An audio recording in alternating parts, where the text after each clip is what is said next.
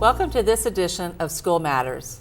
It is truly my honor to speak to Dr. Glenn Stitsinger, outgoing school board member, after he gave 32 years as a school board member.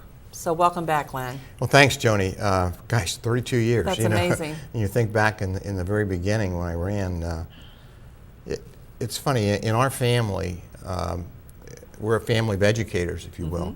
My wife, Joelle, started teaching in 1969 at Wilson Junior High School. My brother was a teacher. My sister-in-law was a teacher. I have two sister-in-laws and a brother-in-law in Tennessee in education. And our daughter, Elizabeth, is a media specialist now in Durham, North Carolina. And our son, Matt, works for Indiana University. So you can imagine, growing up, we talked a lot about education, and we had Sunday dinners at my mom and dad's, and the whole family was there, and that was, education always came up. So it's been a part of my life, and quite frankly, a very enjoyable part. Well, that's one of the first questions I was going to ask is, why did you want to run for school board? I mean, you're the dentist of the family. I don't know how you were able to get to be a dentist as opposed to an educator, but why did you run? Well, I just thought that it was a good time. I thought the district needed help in a sense. It was a difficult time financially. I knew that we needed help there. I also have a strong passion for academics. And throughout my entire time on the board, I really kept that as my theme, if you will. And you know, as we made decisions over the years, it was always, is this the best for children? Is this the best for the district? And with thinking about that all the time. Well, and you mentioned you started in 1986, and I think in fall of that year they were able to pass an operating levy in 1986 and 1993. So that's only been the two operating levies. So it's been about 25 years since we've had some new monies. That had to be some hard discussions, I would think, as a school board member, to keep the district solvent. Well, it was in 1986. I think, isn't it time? That was the last operating rate levy before that was in 1969. And believe it or not, in 1986 we still had, we called them the tin buildings. Those were buildings that were erected right after the war with the influx of children into the district. And they literally were made out of some kind of a sheet metal, and they were called the tin buildings. I think Lincoln had one, Fillmore, Madison, and Jefferson. And part of the 1986 campaign is we promised that we would take those things away and put additions onto those schools. So we promised during that campaign that a certain amount of money for the first 5 years would be put aside to spend on both replacing those buildings, but also our buildings were getting run down and needed a lot of repair, and we wanted to make sure that the buildings were secure, safe, dry. And so we did a lot of fixing up with that levy. And so the next one we passed was operating levy was in 1993. And buildings, books, and buses, something like that? Yes, and that was needed too. And after that, we had difficult times from years to years, but we were able to get through the next, gosh, it's been 25 years since we've passed an operating levy. Sometimes when you need them, the economy is not very good, and it's hard to go out and ask for people to give money and they're hurting themselves. So we were able to make it through. I think we're in really good financial shape now, and have been for a few years. Well, and I say, I mean, we've always been good stewards of the taxpayers' monies, because you've had the hard conversations each year. We have to cut, we have to right size, if you will, but it's served our district and our community well for 25 years. Well, it did, and one of the things we, as a board, always said, stay away from the classroom. Now, every decision you make affects the classroom in some way, but we did not want to cut classroom teachers. And that was the message that we gave to the administration.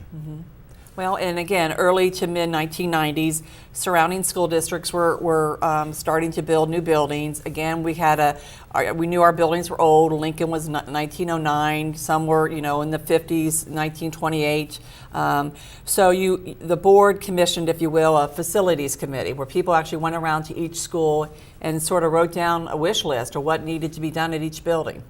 That's right. And we were looking, we asked a group of citizens to come together to take a look at our buildings and help us work a plan. What do we really need in each one of these schools to bring them up to date as best we could, knowing how old they were. Right. So that was the first beginning of the thinking about facilities. Well, and then too, the advancement of technology. You had to throw that not only, structurally, but technology has really changed the whole way of teaching and learning, but the buildings had to have the capabilities to have all that technology. It's funny, when we were designing the buildings, the new buildings, I don't think anybody knew at that time where was technology going to go. Mm-hmm.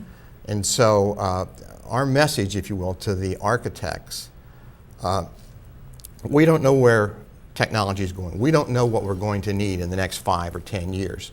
So we want to make sure that the infrastructure of our buildings, that we have the capacity, no matter whatever happens in technology, and my gosh, it changed really a lot just in 5 years from very quickly. The first opening of the first building, that we have the capacity and we can handle any change that would come along. Mm-hmm. Yeah, and that's good foresight, I think, for the school board members to think that way.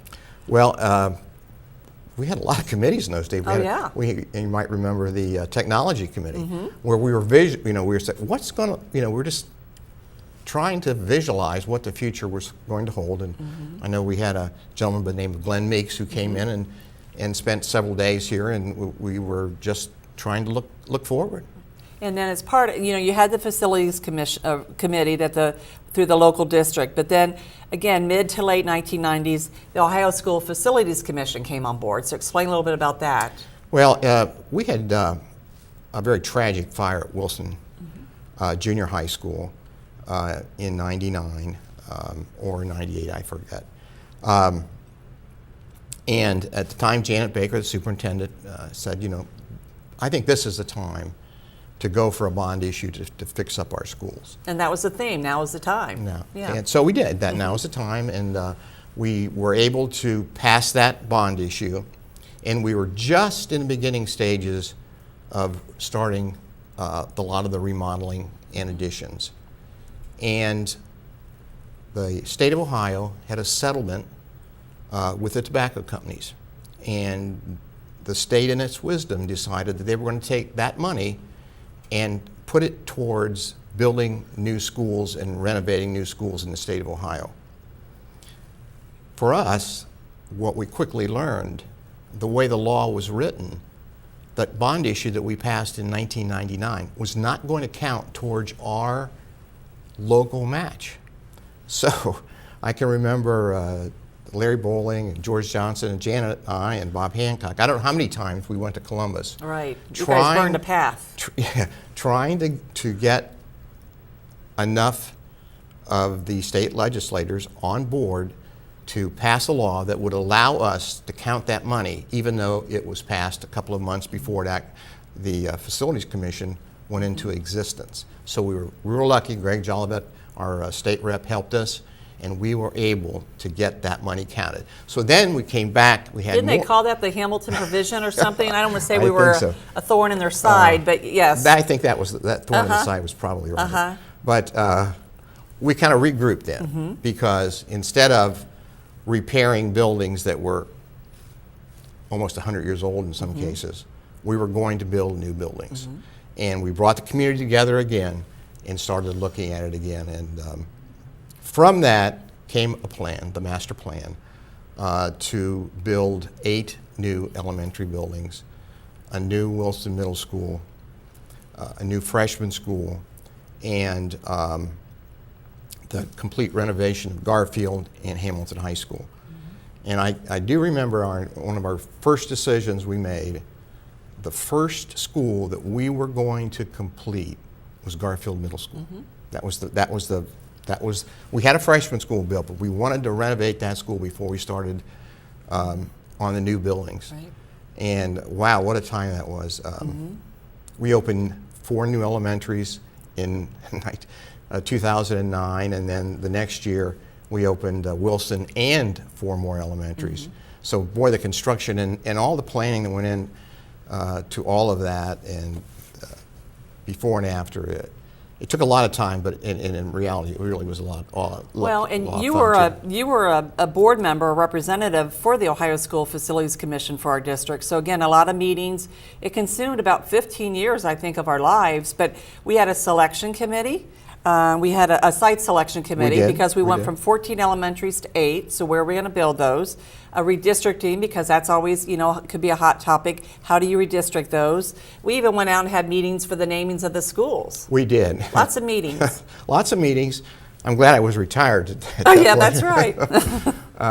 But it was a lot of fun, and it was I think when Larry and I were both the 2 representatives from the board, and we said one of us will be at every meeting, and it was really important to us to listen to what people wanted.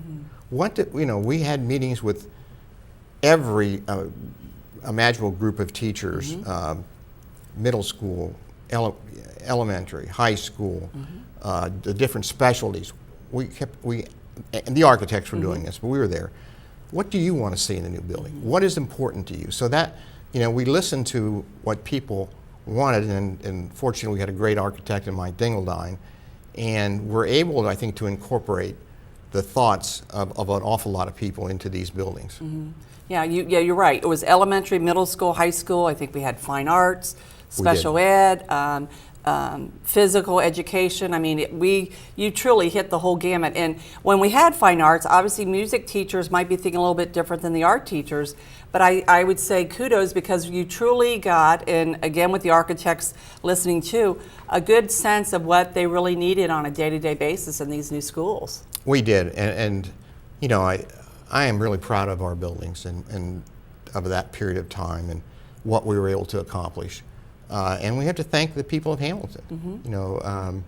We had to pass 2 bond issues to get our local share, but in the end, there was probably, I would say, $250 million spent on new construction and renovation. Because every 40 cents the district put in, the state gave us 60 cents. That's correct. So that's hard to pass that up. You don't usually get money back from the state, so it worked out well for us. It did. And I know the buzzwords for the school board was we're building these on time and under budget, and we did that. We did that. Yes. And that was very important to us, Yes, too. very good, yes. So we completed the master plan for facilities in 2012. You mentioned Hamilton High School, and that was started in 2000, and that was really piecemeal throughout 10 or 12 years. But again, great timing because of the way that technology has advanced. Well, it really has, and I think we probably have the up-to-most-date technology of any district in this area. And we've also been able to plan ahead to be able to buy. We're just about to a 1-to-1 computer. So for every student in the district, we have a computer. And I think the architects used our district as a model for other school districts as they were building, because we had several school districts come in and look at our new buildings and, we like this. They really like the ELA, the extra learning areas, whatever, in the pods or what have you. So we had several school districts come in after the buildings were built to look and were quite impressed and went back to their own districts and said, this is what we want. Well, a lot of thought went into it. The ELAs, now that was a concept that we had no idea. And it was brought to us. We went out to some districts that hadn't had those. And those are little individual learning centers connected to each classroom. It was a concept that we hadn't heard of, but we incorporated it, and thank God we did, because they're used all the time now. And the state, as you mentioned, put a lot of money into all of the schools, so they mandated that every school district had a 5-year maintenance plan.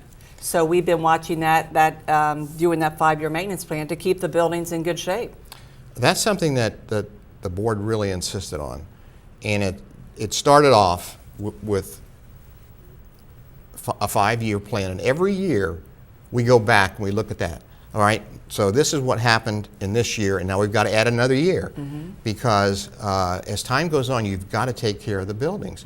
You know, the freshman school is 10 years old, and so you have to think that things do wear out, they're going to have to be replaced, and you have to plan for that. And so we update that plan every year, and I'm really happy to say that we are keeping our buildings up to date. When something happens, we get it repaired, replaced, whatever it is, and we've set that money aside. So it's not that we have to take money from something else. There are 2 permanent improvement funds that the district has, and we use those funds to keep our buildings in really tip-top condition. And I think we need to commend the maintenance and custodial staff too, because that is their mission, is to keep those buildings like they were brand new the first day we opened them. You know, they do a great job at it. When we were opening the first building, we used to have a system where if there was a problem, you'd put it in writing and then send it to maintenance. And then when we have new computers, there was another place you would send. And I think we were sitting around one day and said, why don't we just have one central Ticket system. System. Now, it's evolved since then, but that was the beginning, and it really works well now. And when I think of all the complaints over the years with maintenance, you don't hear any of that anymore. Right. It's so well taken care of. Well, and while we were focusing on the physical building aspects of the schools, I mean, you're a very strong advocate of the fine arts as well, and was able to expand our high school auditorium with the help of some generous organizations and individual families. So, you know, we were able to expand that and make it a little bit easier for the students to work. Well, we have really one of the finest high school auditoriums, I think, in the state. It is a beautiful, beautiful, and well used, I'd say, and very well designed auditorium. And it's gone through phases. You know, we got a very generous gift, maybe 20 years ago from the Hamilton Rotary Club, and the Carruthers family has been very generous to the school district over the years, including giving us money for an addition at Wilson right after the fire, and certainly to the auditorium at Hamilton High School. And that was a lot of work. I know we were working very hard with the people in the Fine Arts Department to get just what they wanted. And we were changing things all at the last minute to get that just right. And it is a beautiful auditorium with a terrific sound. And not only do we use it obviously for our school performances, but a lot of community organizations or dance studios will come and want to use it for recitals, because it is very good, handicap accessible, and it's centrally located, and so we always have a lot of outside organizations that want to use it as well. And we're very proud of our school district, and when any outside organization, whether they're coming here for an athletic event, a fine arts event, that showcases the district and the city. And we talked about the changes throughout the course of your tenure, you know, especially technology, but the state has changed the way we teach and the way we learn, and a lot of state mandates, sometimes unfunded state mandates, and that's had to been a struggle, I would think. It has been, but in the end, you can mandate this or you can mandate that. The most important aspect of it all is the teacher in the classroom. And we've had so many, it's been really, I've been very fortunate to have known so many really outstanding educators, teachers who are just really outstanding, and also who go beyond what they're just supposed to do, and do so much for the kids. And our administrators over the years, I think I've been lucky to be able to know those wonderful teachers and administrators. Our children got a terrific education here in Hamilton. So it's really been, I think, my pleasure to be a part of this for a long time. Well, and we give another shout out to Harry T. Wilkes. I mean, he was a strong advocate for education. He would sponsor the Educator of the Year, and it's such a feel-good, it's a great way to recognize the hard work that our educators do, and I think people feel good about that. They do, and Harry also sponsored students to go to with him to Europe. It was, gee, what a terrific opportunity Right. For those kids. And again, the school district can't do it alone, and we get a lot of support from various, individuals we mentioned, organizations. One is talk about the school-based health center. Again, because you weren't busy enough, you were on that committee to go around each of our schools and see where we might be able to put a school-based health center.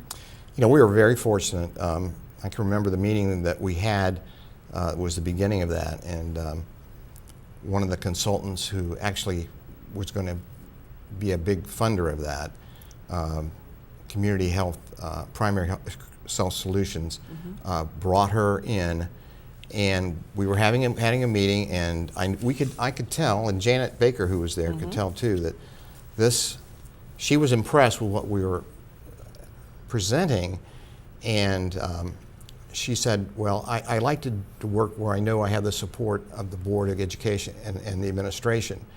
And I know Janet and I looked at each other and said, we want this and we will do it. Yeah, we're here. And it was really a blessing for Hamilton and our students to have the clinic now at Garfield that the entire district can use. Right. As I say, yeah, it's not only students, but it's a community. They're open in the summers, even if we may be closed for school, and they get a lot of people there, and and it fulfills the needs in the community. And you were a part of that as well.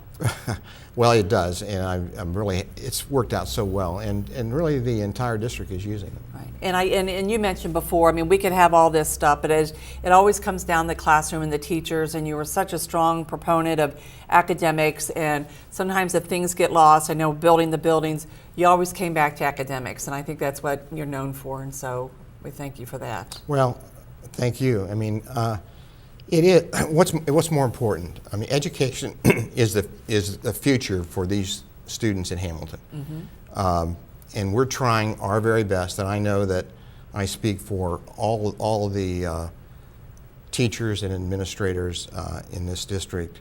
We're very proud of what we're doing. I think we're moving ahead. We're forward thinking now, and I think everything's on the right track. And it's just been my pleasure to be on the school board. Well, I calculated you attended probably over 800 school board meetings, and again, countless community and state meetings. So I say a big thanks goes out to your wife, Joelle, and your children, Matthew and Elizabeth, because obviously you were at these meetings. They took it away from your family. So we have to thank them for sharing you with the community and the district. Well, thank you. They might enjoy that you weren't home. I don't know, Glenn, but that's. Yeah. We look at the school board members, but I think it's important to realize that the families are also very much a part of that. Joni, I was really fortunate to work with some really great people on the board. I can think back to the very beginning of Jim Carr and Neil Cohen, Dr. Ken Weir, Anna Harvey, Susan Glenn, Lori Lewis, Buddy McCollum, Dave Davidson. And I certainly want to recognize and thank my good friends Larry Bowling and George Johnson. We spent 28 years on the school board together, and we were also very fortunate to have a wonderful superintendent through almost all of those years, and Janet Baker, who did so much for Hamilton and our school district. And I really want to thank you, Joni. It's kind of easy to do these TV Hamilton spots because of you, just the way you handle everything.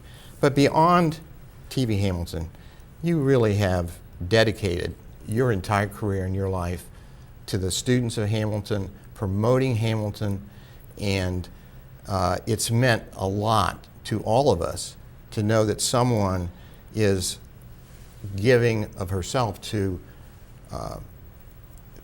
send a message out to the community and beyond of the good work that we're doing in Hamilton. So thank you. Thank you. I appreciate that. But I think we're very fortunate to have TV Hamilton as well. We are. Because they're at every performance that we can, and Steve is just so easy to work with. And I think the school district and the community is very fortunate to have TV Hamilton. I think you should be very proud of your legacy. 32 years, strictly voluntary, no pay. It's a thankless job, as you well know. And I think on behalf of the community and the district, I thank you very much for your service. Thank you, Joni. And we hope you thank Dr. Glenn Stitsinger the next time you see him for his voluntary service as a school board member of the Hamilton City School District. For TV Hamilton, I'm Joni Kopis.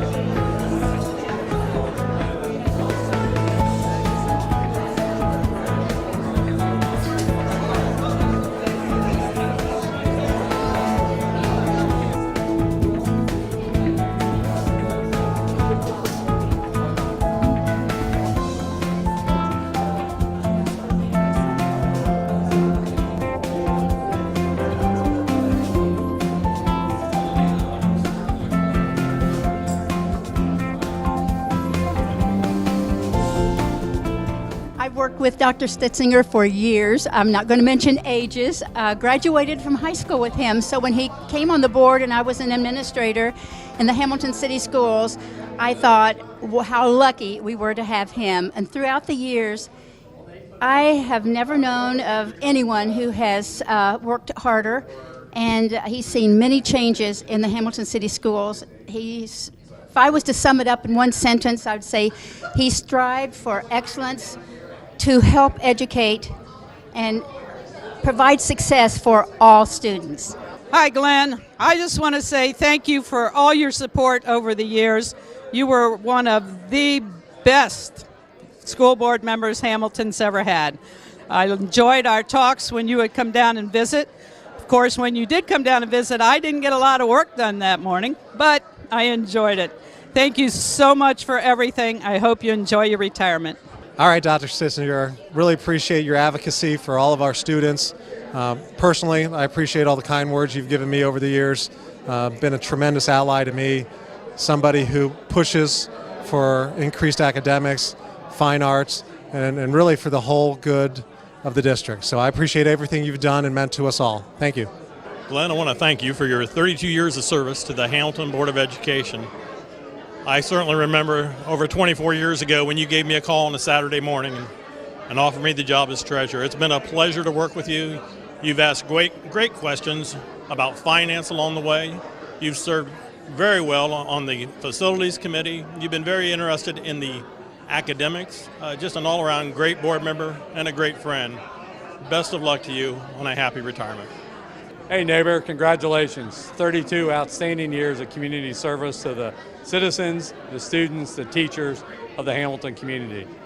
You've done a great job in the dental profession, and you've done even a better job in serving your hometown, Hamilton, Ohio. From the Ballou family and the citizens of Hamilton, Ohio, congratulations, enjoy retirement, and go Bucks. Glenn, this is Alon Steller, and I just want to say congratulations and thank you for your 32 years of service. And I really have enjoyed working with you in Hamilton, and I've stayed in contact with you somewhat over the years. And so thank you for your leadership and for the love and care that you have for the city of Hamilton and the children of the Hamilton City Schools, and being a community leader here. And again, thank you and congratulations. And I'd probably also like to say a thank you also to Joelle, your wife, and she was very helpful for my wife Lori in starting the ESL program in Hamilton some years ago, and so I know that Lori speaks very highly of Joelle and her support as well. And so Joelle, I want to say thank you to you as well, and I wish both of you the best in your future. Thank you. Hey Glenn, 32 years, that's amazing. And it's not just the length of that time, it's what happened in those 32 years. What kind of generational change Hamilton Schools has seen, and you were part of all of that. Congratulations on a great career. I was very proud to be a little bit of a part of that. Thanks. Dr. Stitsinger is a consummate professional, and for my first 6 years as a board member, he mentored me on a regular basis. He was always available day and night to talk to. He continues to offer wonderful advice. He comes to every meeting prepared. He is absolutely dedicated to the Hamilton City School District and the city at large. He cares very much about the teachers, the students, the administration, and his fellow board members. And for that, I will be forever grateful. Just like to thank Glenn Stitsinger for all the hard work he's put into for the Hamilton schools, especially for the kids in our district. We would never have the beautiful buildings we have now if it weren't for Glenn's dedication to our schools and all the hard work to get the state legislators to come along with the proposal of grandfathering us into the school improvement plan. I also want to thank Glenn for all the hard work and support he gave the fine arts in Hamilton. For a school district like ours, we have a great fine arts program, and it has affected many kids. But overall, I just appreciate the 32 years of dedication he's given to our schools and our community. Thank you. Glenn, or Dr. Stitsinger, I can't tell you how much my wife, Lisa, our daughter Piper, and I are indebted to you for bringing us to Hamilton. What you've meant to me is you've been a guiding force, you've been a mentor. I'm going to miss the history that you have of the district. I'm going to miss how you've pushed us to be better academic champions, and for that I'm forever grateful. Thanks so much for all of your years of service. Take care. Doctor, thank you very much for your decades of service, not just months or years, but actually decades of service to our young people in Hamilton. And you've probably seen multiple generations in the same family, so you have touched so many, many, many lives positively. And on behalf of the citizens of Hamilton, we thank you very much. From the new schools to TV Hamilton to just being a person to give your wisdom to about our school system, you've been so very, very important to all of our citizens. And thank you very much, Dr. Stitsinger. My name is Ken Pearson, and I'm a former administrator in Hamilton City Schools. And I have known Glenn Stitsinger for 30 years. And I've certainly known him the whole time that he's been on the Board of Education. And I was telling him when I came in tonight, he was talking about how lucky he was to have the people to work with that he did in Hamilton. And I told him, I said, the people in Hamilton were lucky to be able to work with you. And I really believe that. And the one thing I'll say about Glenn, and I know this for sure, there's never been a board member that worked harder at it than he has. Any piece of paper, any documentation that was sent to him, he didn't ignore it. He looked at all of it. And he probably, for that reason, was as informed as he possibly could be as a board member. And I think it's for that reason, the amount of effort and work that he put into it was the reason that he was able to do such a good job. And the Hamilton school system's going to miss him. And I just hope that there's people coming up that can fill his shoes. Congratulations, Glenn, on retiring from the school board after 32 years. I was proud to serve 28 years with you and wish you all the best in your retirement.